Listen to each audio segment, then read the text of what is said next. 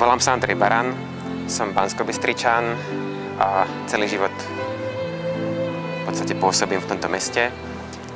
Začal som tu, dá sa povedať, že od ranného, skorého veku hrať na husliach. Už ako 5-ročný som mal prvý koncert v materskej škôlke na Lazovnej ulici, kde som hral ľudové piesne, zároveň popri tom spieval. No a moja cesta s husličkami potom pokračovala ďalej na vyššie levely a z tej materskej školy som prešiel na základnú umeleckú školu, základnú školu s rozšíreným vyučovaním hudobnej výchovy, kde vyučoval môj ocino. Popri základnej umeleckej škole som začal navštevovať konzervatórium Jana Levoslava Belu v Banskej Bystrici a po jeho úspešnom absolvovaní, po zmaturovaní som odišiel z Banskej Bystrice na 10 rokov do Prahy, kde som navštevoval Pražské konzervatórium a Akadémiu umení v Prahe.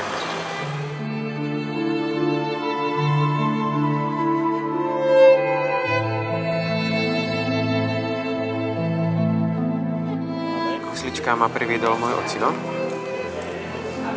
ktorý ma v podstate ako malého 5-ročného, 4,5-ročného chlapca, dá sa povedať, že oklamal, pretože ja som strašne chcel byť po ňom a chcel som hrať na basu.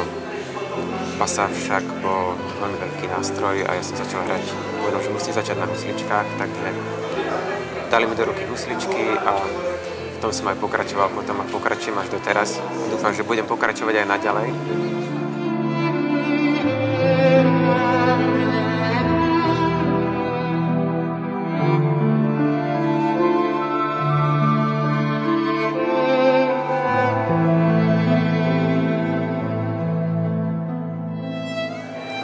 Husle, na ktoré hrám, mi kúpil môj starý otec.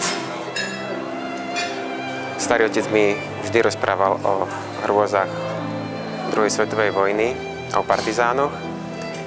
A celý môj život mi spomínal jednu príhodu. A to bola, ako malý chlapec, keď bol starký, tak kradli samopaly nemeckým vojakom. Schovávali ich vždy do sena.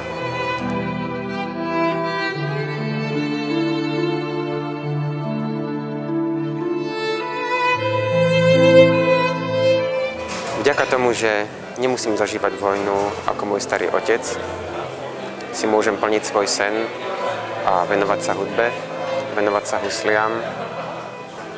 Môžem pôsobiť v symfonickom orchestri Slovenského rozhlasu.